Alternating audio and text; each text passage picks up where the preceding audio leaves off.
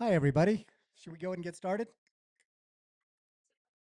If you can hear me, clap 3 times.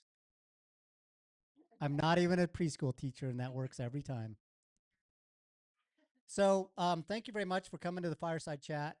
The lobby, for those of you that don't know, we're kind of a community for remote workers and people that are looking for a place to work. We have maybe 20 people that work here now. They come and go Monday through Friday. Some of them are deeply in the tech world. Some are nonprofits. But the one thing they have in common is that they're looking for a community. And so they support each other. Right now in remote work, there's a lot of just uncertainty in what's happening. People are getting laid off, people are getting furloughed. And so it's a great way to be able to come in and just say, man, my day is terrible. And people can kind of rally around you. So we've been seeing a lot of that lately. I wish we could say the opposite, where everybody's getting raises and new jobs and promotions and fancy titles, but we're just not in that situation right now. And so it's really a good safe space for people to come and just hang out. The other thing that we've been doing a lot of recently is that we've been hosting retreats on the weekends. And so, the last one was a yoga retreat. We've done wellness retreats. We've done strategic corporate retreats. But it's a way for people to say, we have people all over Colorado, Durango to Denver. Let's just meet in Salida. We'll come to the lobby on Friday afternoon. We'll have a good happy hour, go to dinner, come back on Saturday morning, have a deep conversation, go for a hike up the mountains, come back, go a little deeper on our strategic plan, go to lunch, come back, start to synthesize everything, finalize it, go to dinner, maybe have some few drinks, come back on Sunday, say here's what we talked about, what happens in Salida stays in Salida, and then everybody just goes home. So that's another thing that we've really been having success with, is just utilizing the space for retreats as people are coming through. So that being said, as part of the community, one thing that we do, if you look at our board, we are really taking care of the coworkers and the guests that are coming in. We make fresh muffins every Monday.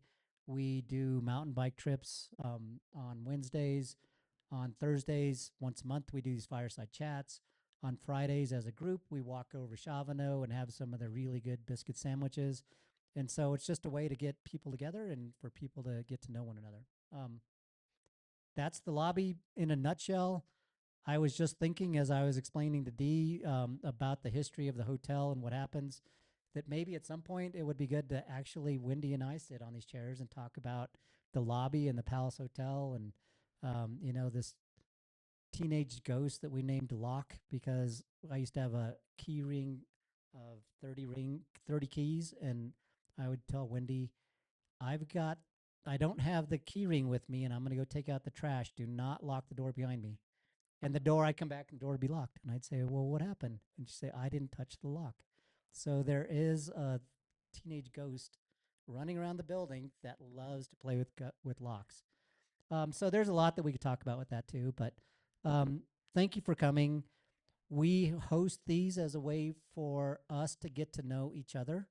We feel like in Salida, there's just so many newcomers and so many old timers, and everybody has an opinion on what the others are like. And then we get in the room and we're like, holy shit, you're pretty similar to me. That's kind of cool. And so the more of that we can do in a small town, I think the better. And it's also a way we've had Betsy with the Community Foundation and Deborah with the Economic Development Corporation. And they've come in and just talked about ways to get engaged in the community. And so it's a great way for folks to say, whoa, I didn't know I could go volunteer for that nonprofit, or I didn't know that I could join this board or that committee. So if you hear of something, it sounds great. As April speaking, volunteer, get involved. Let's all help each other out. That being said, April Asbury is our guest, and we're our guest speaker, and we're super excited to hear what she has to say. And Eric Johnson, sometimes known as EJ, is going to be our host.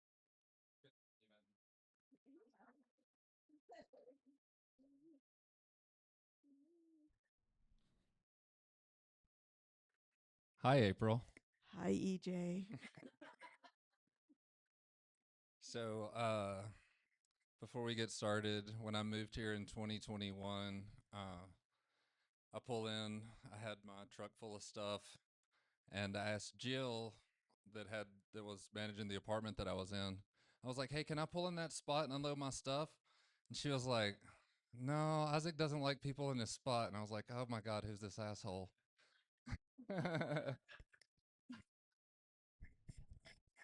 and then they brought me in, and I felt like it was home ever since.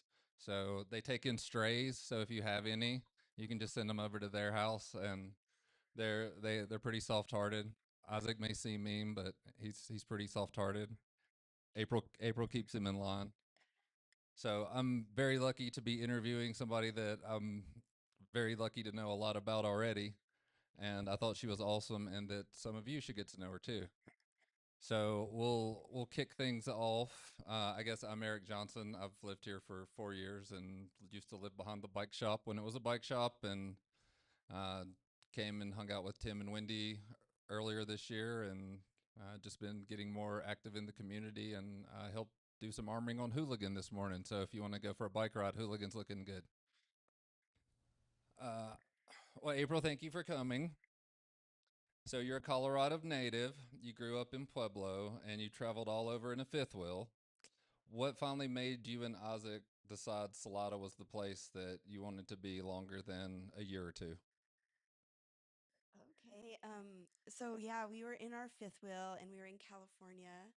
And when Isaac and I lived in Pueblo West, we would come to Slide every year for FIBARK.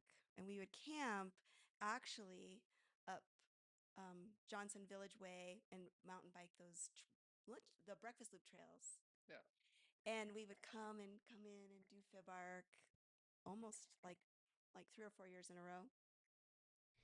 And I was in California and we had actually already gotten a job. I was had to move back because my mom got sick. So we were planning to be on the road for 5 years. We were only on the road for 2.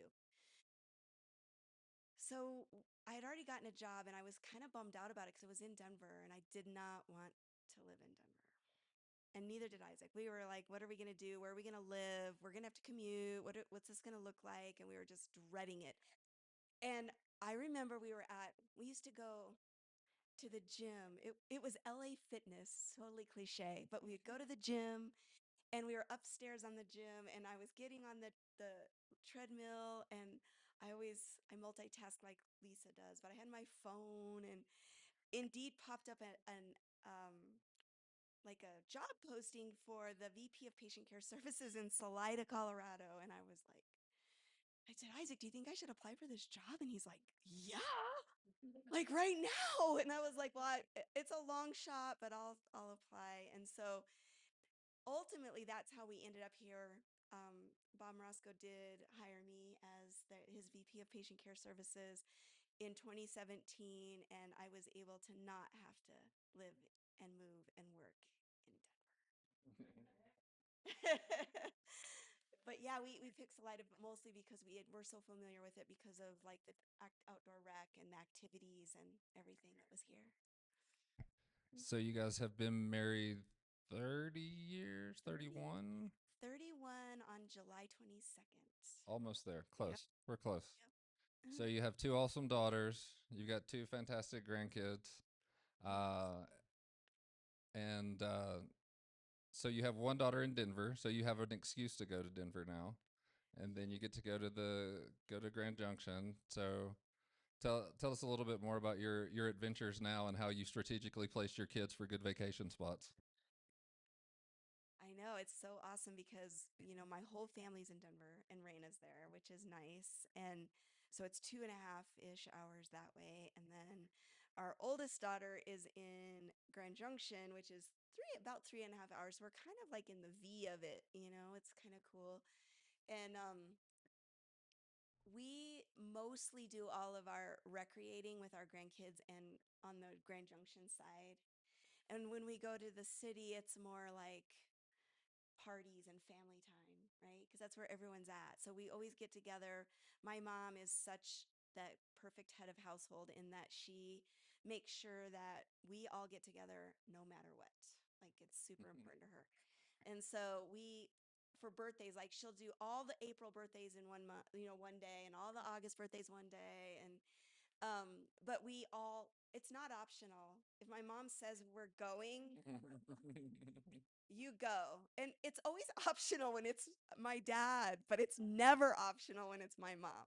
Just saying. So we'll talk a little bit about work. We'll definitely get back to the kids and your biggest kid. So your clinical background was in emergency medicine. Correct. So how does starting in that kind of chaos like shape how you look at healthcare operations in general? Yeah. I mean, I did start out in the emergency. Well, I started out, of course, inpatient. Then I did ER. ER was always my goal. Um, yeah, ER is like almost the perfect picture of the chaos of healthcare. I mean, you never know what you're going to get, and you're expected to manage and navigate it to the very best of your ability. So in the ER, you're just like not really experts at anything, but you're really good at everything. It's very weird. And so you just have to be really multitasking, very nimble, very detail oriented as far as like knowing your stuff, being, on top of it. But I mean, healthcare is a little chaotic, and so is ER. So they kind of go together, I would say. Yeah. So when you were making like bigger operational, strategic planning and decisions, like what from the ER, was it that generalization, or like what was it from that background that like came to the forefront when you were making those decisions? I mean, truly, it's just whenever you make a decision, it's always what's best for the patient. And and in the ER, that's always the case, right? I mean, you're doing like 10 things at one time, but it's every patient, what's best for them in that moment. And so as you make decisions in healthcare, it's always about what's best for the patient of every time, no matter what. So when it comes to staff, you've talked about the importance of like trust and avoiding micromanaging people. Like, who taught you that the staff and the patient are the only things that actually matter? How did that come about to like the people around you and the people that you're serving? I mean, the staff, so, I mean, the staff have to be well trained, they have to be comfortable, they have to be respected, they have to be appreciated, they have to know that they're making a difference because they too are putting the patient in the center of their decisions. And so, I mean, really and truly, when you're looking at big picture, you're looking at service lines, you're looking at, how can you bring services local? How can you make things better for the patient? How can you make it so they don't have to travel, or that grandma and grandpa don't travel, or mom and dad don't travel, and that you're trying to bring services local so that it's just better for everyone involved. It's like when you hire for that service line, that is the service line. Like it's the people in the service line that make it. So it doesn't really matter what you think you're creating. You have to create it around the people that you've selected and the people that are wanting to be here and the people that you've chosen. And so, I mean, it's really the people are so important because you can't take care of the patient without the people. And the people, the type of people that you have really matters. If you pick the wrong people, which in healthcare, for the most part, if people go into healthcare, you're picking the right people because they went into it for most of the time, they've gone into it for the right reason. So you're picking the right people most of the time. But then it's how do you keep those people? How do you groom them? How do you respect them? And how do you trust them? And how do they trust you? And but generally in healthcare, you're picking the right people, I would say. They go into it for really good reasons. So when you took over VP over at the hospital here, what did the behavioral health landscape look like on day one? Yeah, I mean, I've experienced the behavioral health landscape in lots of different places because behavioral health is, I mean, even now, I mean, owning my own business, I'm seeing it even just with the way the insurances are set up. It's so separate and it's so stigmatized, and it's just, it's not part of healthcare the way that everything else in healthcare is part of healthcare, you know? Right. And so they somehow decided to separate the mind from the body, whoever they are, but it is stuck and it's challenging. And I would say in Salida, the one that I did notice pretty quickly was that Salida had separated it more than I had seen it anywhere else. And it was like, because honestly, you have to know this. My experience was Solvista was really a rock star. They were a shining star. And so they were really just like, here, we're here. These are our patients, really owning it. But by them owning it, it allowed a lot of the people to kind of just be like, well, these aren't our patients. These are Solvista's patients. It created this kind of really split situation.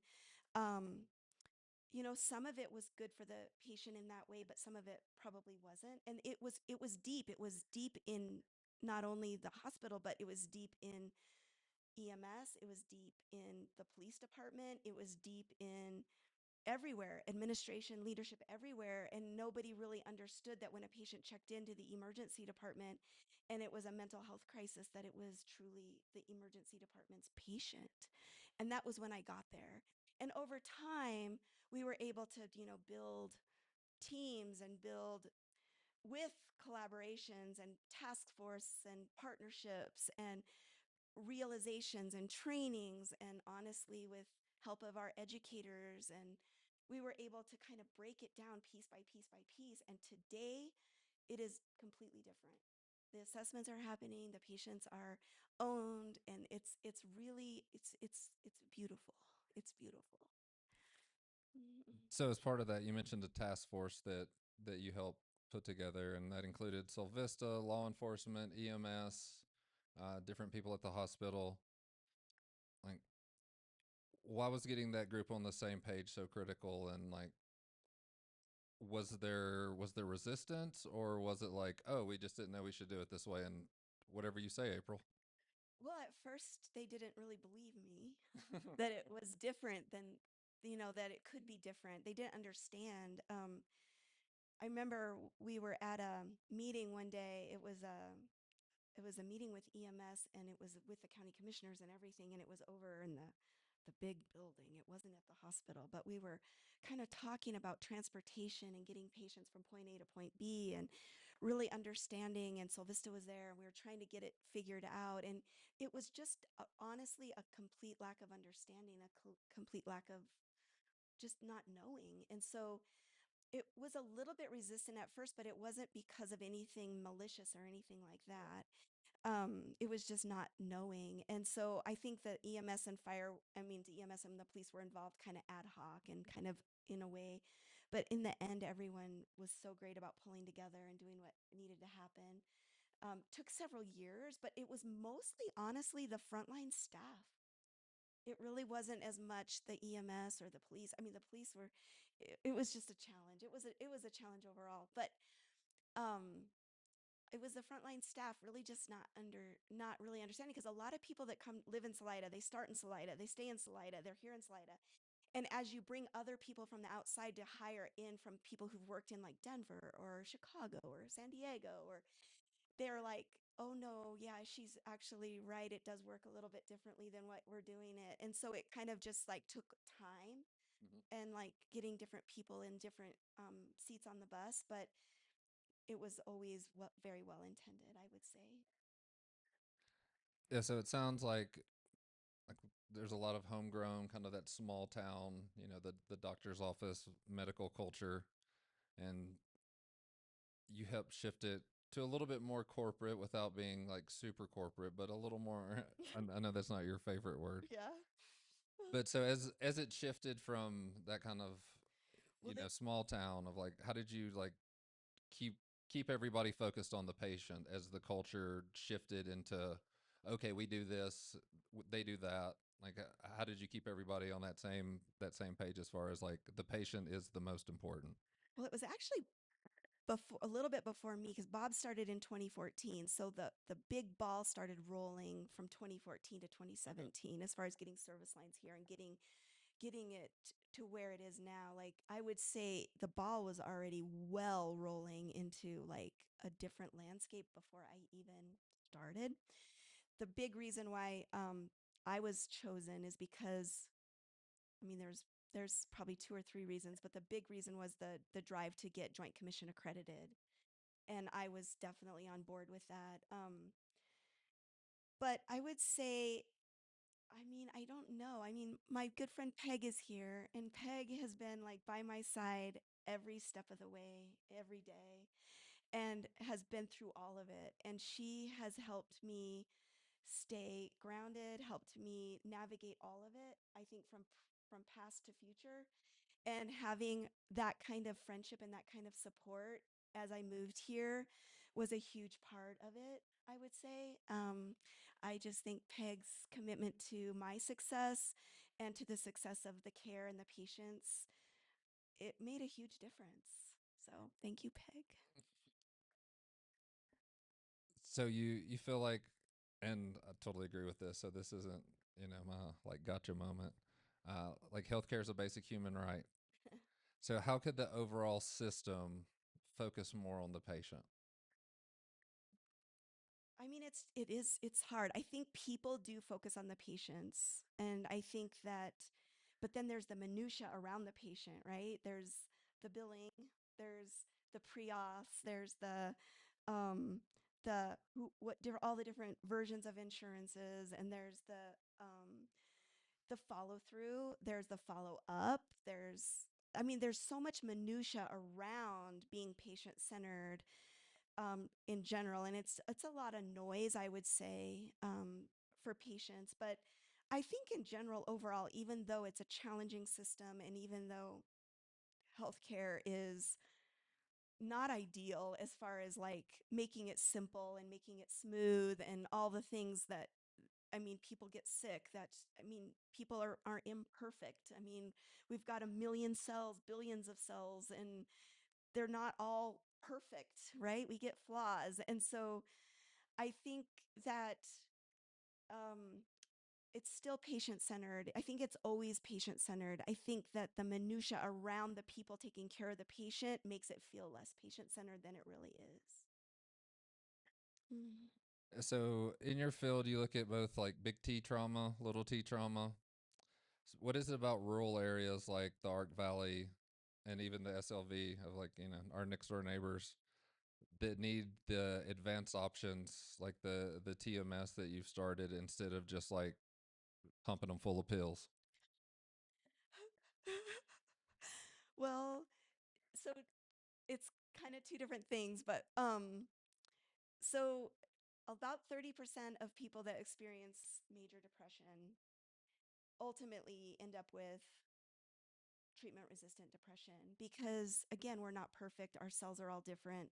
We have receptors that aren't as effective. We have a lot of issues with maybe the neurons not flowing the way that they used to flow, and there's just a lot that happens to people that get affected in their life and end up with in a state of depression and then get to the point of treatment resistant depression.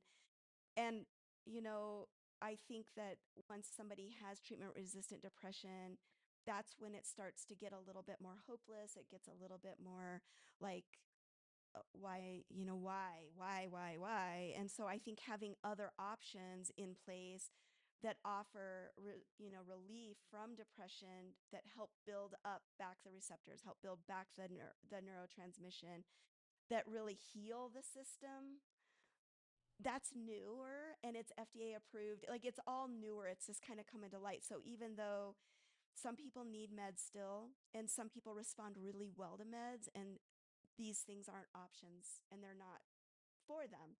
But for people who really continue to struggle, and they're running out of options, now we have more options. And so transcranial magnetic stimulation and Spravato are two options that I offer that is unique in that it's hard to get access to those services. And I think a lot of people need them.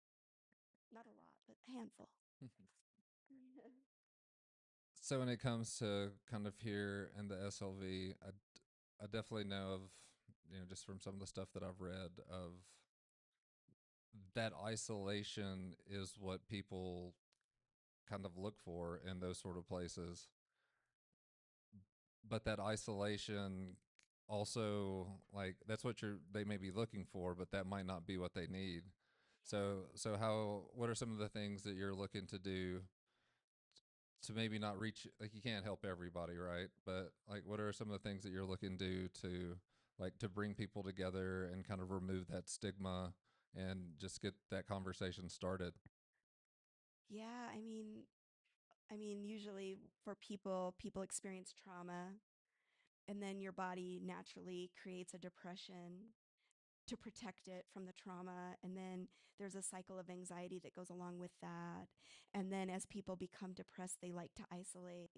And so it's just like this whole cycle, right? And then sometimes medication can make people feel a little bit better and be more socialized and be more engaged. But when I meet with a patient that's, isolated or not isolated, I tried to look at the whole person and say, okay, you're isolated. Like, what can we do? And like, that's part of the treatment plan. So the treatment plan is now you're going to do X, Y, and Z with X, Y, and Z. And next time we meet, you're going to talk to me about X, Y, and Z so that you can, like, how can we improve your mental health in the big picture? How can we, it's nutrition, it's getting outside, it's exercise, it's maybe meds, but it's a lot of pieces and parts to kind of break the vicious cycle. And that's the goal, is to get out of the cycle.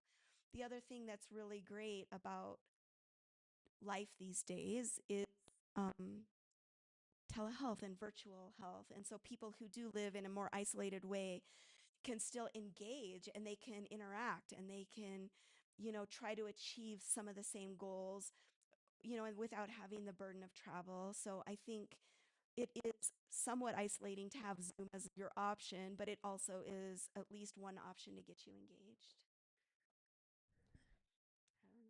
So when you started your, I think the telehealth kind of, this is a good slide into that. So you pivoted from corporate boss lady hanging out at the hospital every day to your own office and your own independent practice.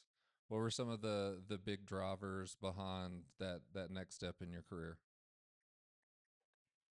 Big drivers. Well, I went to school kind of proactively because I thought, well, gosh, how do I want to end my career? Like, I mean, to last 9 years as a VP in patient care services, not so much in rural, but in most settings, is pretty unusual. And if you are still in it, people tend to just get a little prickly and they don't really, it's not their passion anymore. And that's one thing that's been important to me, my career, is to always have everything be my passion. And until the day I left the hospital, it was my passion. Like, I did not have a bad day. It was always a good day. I loved what I did. Um, were some days rough? Yes. Were some days not my favorite? Yes, but I still loved it. And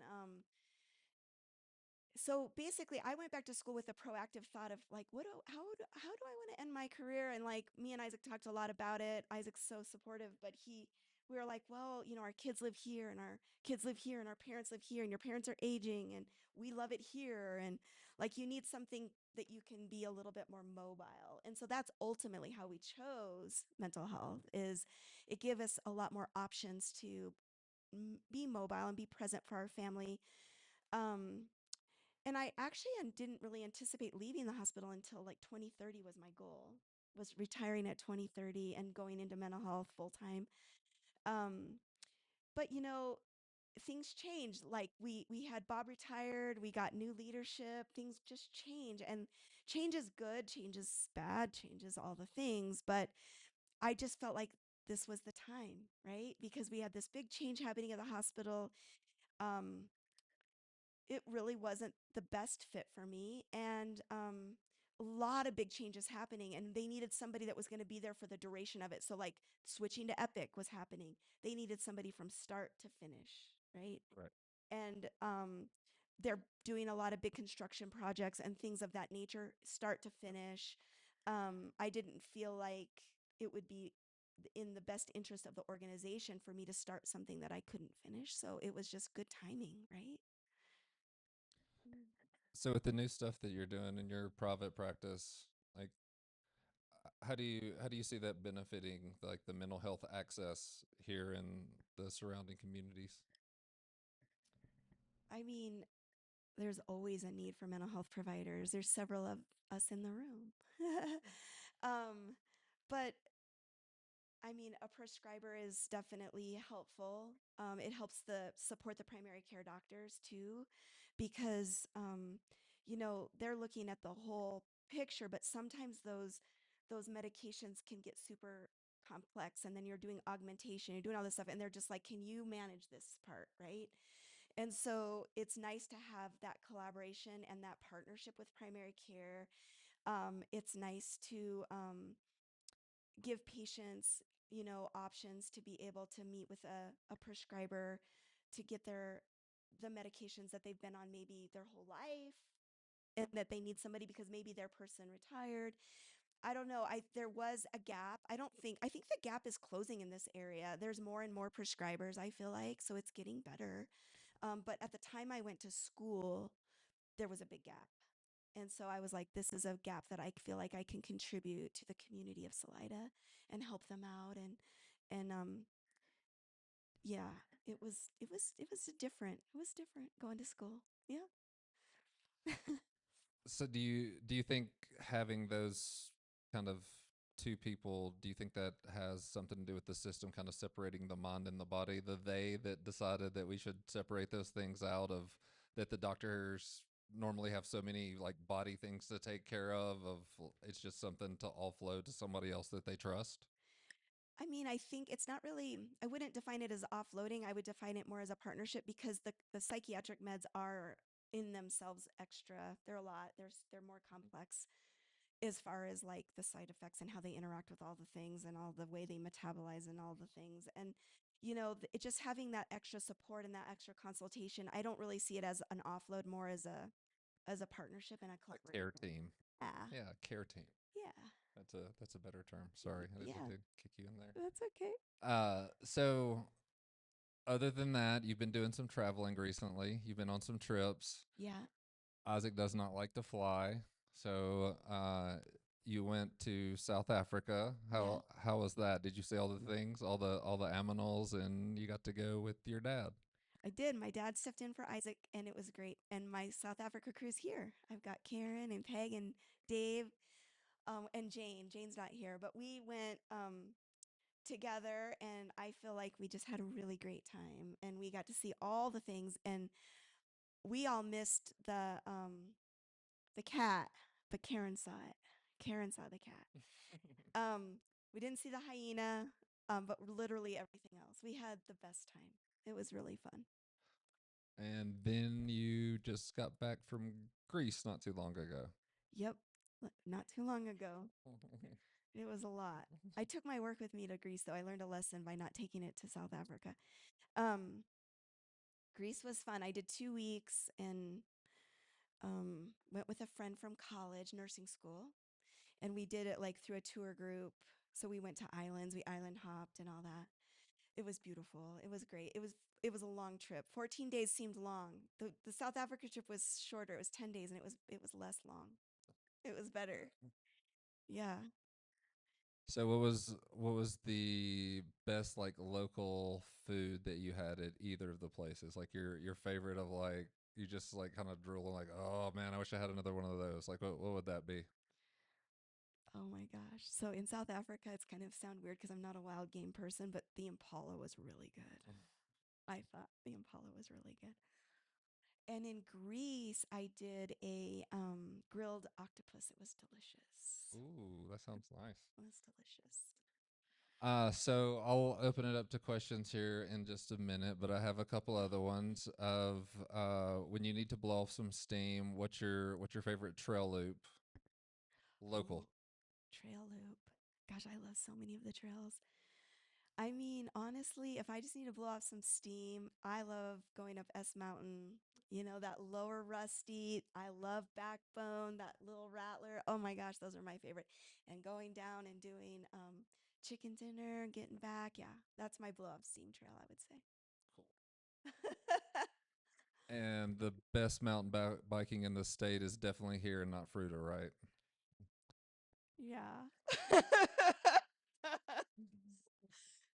Sure. Yeah, we'll go with that. Yeah.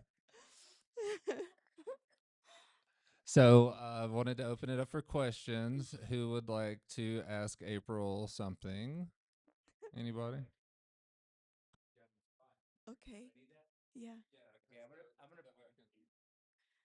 I'm gonna put April on the spot here to prove how dedicated she is to healthcare in general and her leadership. How far back this goes. I want you to tell me a story about when Greeley Center for Independence and Hope was your boss back then. Okay.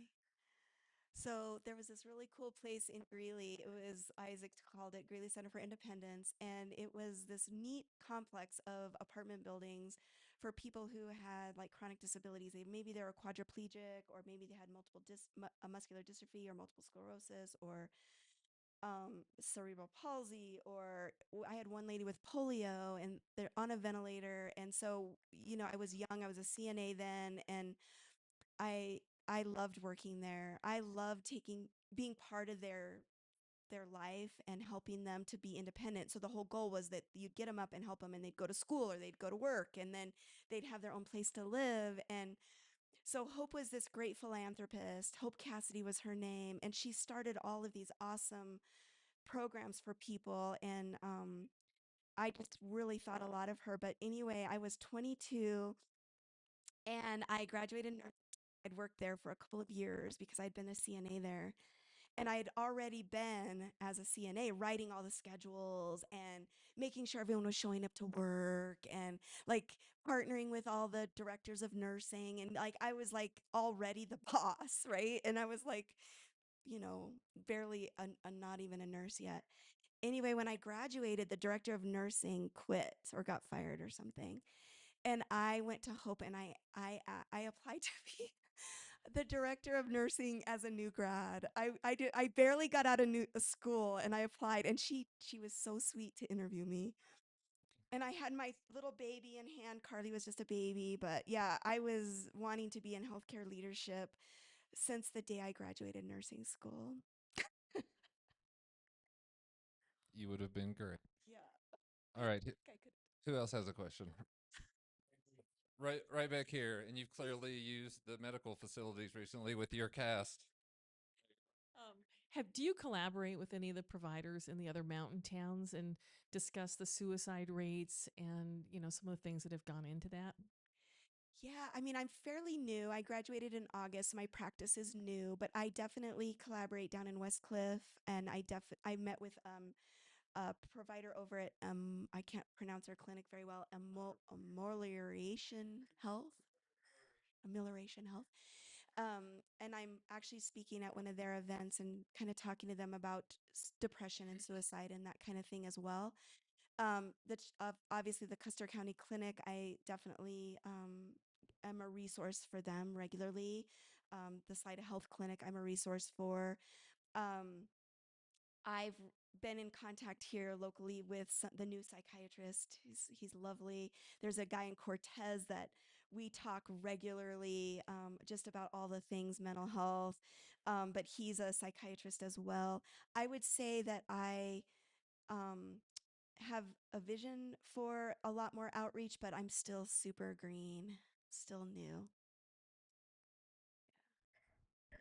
April, back Yeah. here, I have a question. So you talk a lot about mental health, and you are obviously very well spoken and educated on mental health in Chaffee County.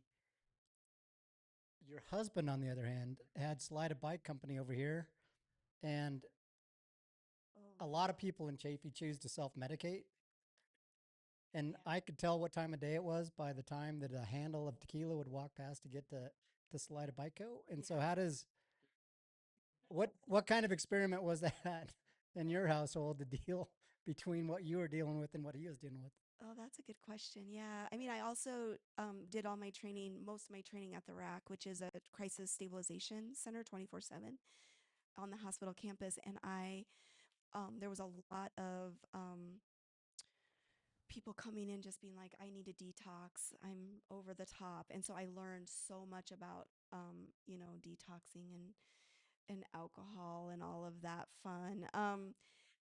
And Isaac was not one of the patients. But yeah, I mean, it's very eye opening, and the self medication thing is very real.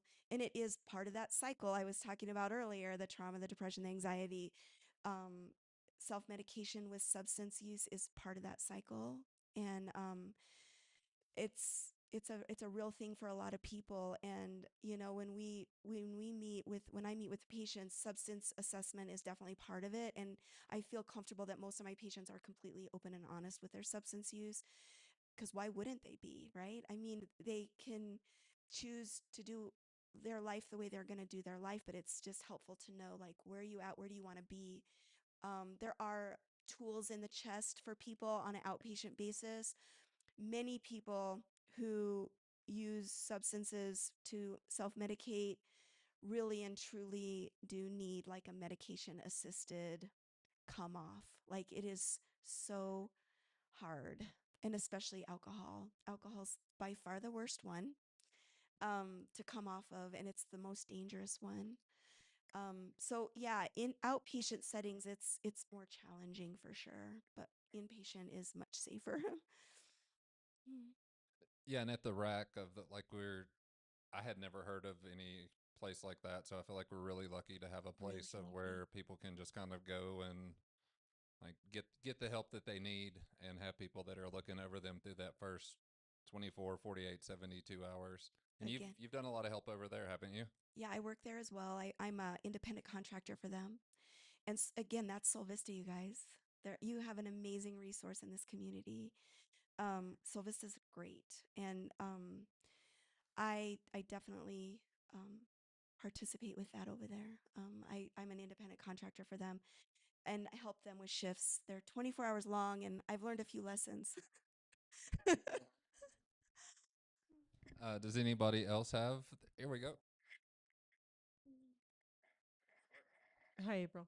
Hi. I'm just curious to know if there are any services that you're aware of, maybe through your practice or otherwise, for people who are over or who are underinsured or uninsured, and that population tends to have a lot of mental illness. And do we have anything here locally that they can tap into to get help, or is it all, you know, monetized? Yeah, I mean, some clinics are cash based only, which you're right, that population is not served very well in the cash based only kind of environment. Um, a lot of places accept Medicaid, which is considered underinsured maybe a little bit. You just, the reimbursement rate is very, very low. Um, but also, a lot of providers do accept Medicaid here. The other thing is there's this synergy program for the workforce that works in the food service industry, and they are a grant funded, really awesome resource for this community that offers mental health services to anybody in the service industry for free, right? And so they contract with different providers in the community, and the payment comes directly from Synergy, so that's a resource. There are several places that do offer some pro bono services. They can't all operate all pro bono, but if the patient, client, whoever is in that situation, I've heard of that, where people are offering pro bono services as well. Chaffee County Public Health has a behavioral health navigator, and they help place patients with appropriate providers in that way. And there's our resources for people who are not insured or underinsured to achieve whatever it is that they qualify for, to help them with that. And public health helps with that, and so does Sol Vista. And so there's a lot of resources to get people to the optimal level where they can get services if they have no services. But you have to kind of enter into the system to find that out. It's not like, oh, come here, we can get you signed up kind of thing. But yeah, it's challenging. It's again what Eric was talking about before, is like the minutia of the healthcare, all that noise in the background. It's just, that's part of it. Yeah. I can say with Synergy, I do know that anybody in the service industry, and even if somebody just like got laid off, so if you have a pay stub from like a month or three ago for any of service type job, that they'll help you get you connected with mental health services, and you get 6 free. And during that process, they'll work with you to get insurance if you don't have insurance. So to get on Medicaid, or just meet with one of the navigators to help you with the other healthcare options. So I worked with Synergy, and I'm a big fan. Does anyone else? No, you got to have the mic, Lisa. Lisa, you have to have the mic. My blood pressure will start raising. Okay. I just want to know, and there's a lot of medical people here tonight, but can you explain the treatment that you're going to be, the special treatment that you're going to be able to offer in your office that you might have already started offering with some special equipment that you have? Thanks, Lisa. Yeah, TMS. So I haven't actually started yet, but we are trained. Peg's trained with me, and so is Isaac. Isaac and Peg are trained with me, and one other gal. It's really neat. It uses magnets, and it uses it in the dorsolateral prefrontal cortex of the brain, which is where the limbic system kind of connects, and you can stimulate all of the things for producing what monoamines and neurotransmitters that you need to try to really promote that neuroplasticity as well, so that regeneration of those neurons and the usefulness of those receptors, and it really activates those neurons and gets them in a place where they're more useful for you. And so there's a lot of people that really benefit from this treatment because like there's like a 40 to 60% remission rate where they don't even have to take medication anymore. And some people have to take maybe one medication, whereas before maybe they took two or three. But their mood and they're not, they're experiencing life in a much better way, more joy, more hopefulness, less isolation, more engagement. And so I think it's a very hopeful treatment, and it's offered, pretty much everywhere. But the reason why I chose to start it is because in our region, we didn't have anybody that had it. And I'm finding out that in the Springs, I had a patient call me the other day in a panic. She's like, I really need this. And they're 6 months out in Colorado Springs. And so I know it's something that's being used in our state very readily. And I think once I get all the bugs worked out with my payers, because it's pretty expensive. The machine itself isn't expensive to use, but it cost me a lot of money to buy. And so it's an expensive treatment. And same with Spravato, it's an expensive treatment. So the reimbursement is good. So it's pretty important that I get paid at that point. Up until now, I'm just treating people. And so I'm working on the whole payment thing. But honestly, it's a thing, and I'm pretty close. I'm like inches away, maybe centimeters away from getting it going. I have several people on a waiting list for both treatments that are ready to go as soon as I have their payers figured out. So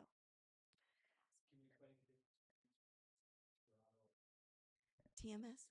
Spravato is a chemical, so the patient self-administers. It's called esketamine, um, and both are FDA approved.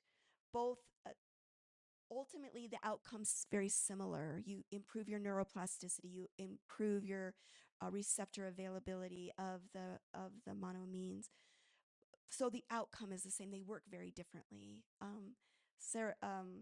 Spravato works more like to activate your glutamate system, which means probably nothing to most of you. But and TMS works really just with that magnet to really just pull the neurons into a state of action. And I did bring some flyers today, and on the back it explains the difference between Spravato and TMS. You need readers, and if you're over 30, you'll need readers to really look at it. But because there's quite a bit of information on there, but it kind of explains how it works and what the difference is. And I do have those flyers with me. Would anybody else like to ask a question? Well, I will say that I got readers as a part of, we dressed up as Isaac as Halloween for Halloween one year. They did. It was hysterical. So yeah, there's like 6 of us coming down. He's like, "Who are those beach bums?" It's like, "Oh, they're dressed like me." So, but after I got those readers, I started using them unironically. So I think it was kind of like I brought that on myself. I did. I totally own that one.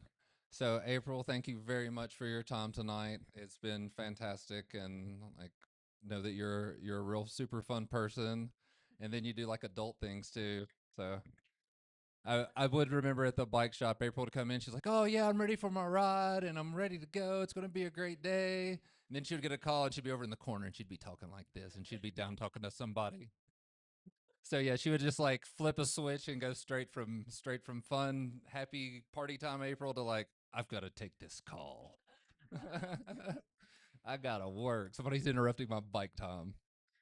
So thank you very much, Isaac. Thank you for not interrupting. You did great. You were good. We thought we might have to give you an iPad or something. You did fantastic.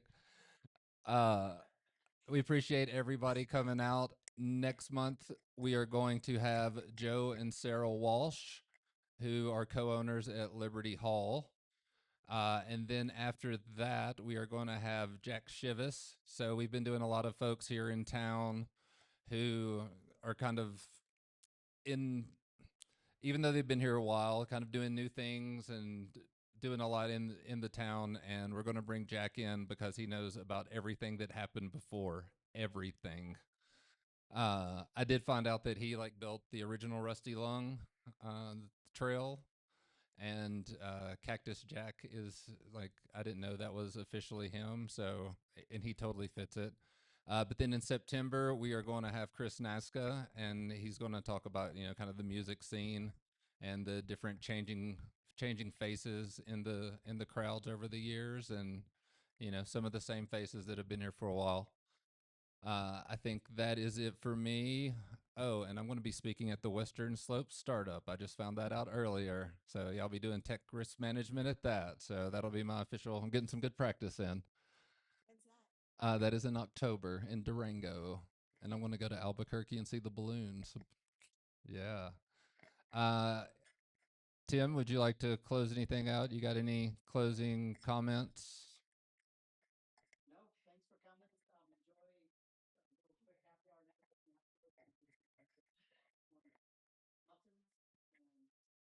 What was the other one? Peach? Were those peach muffins?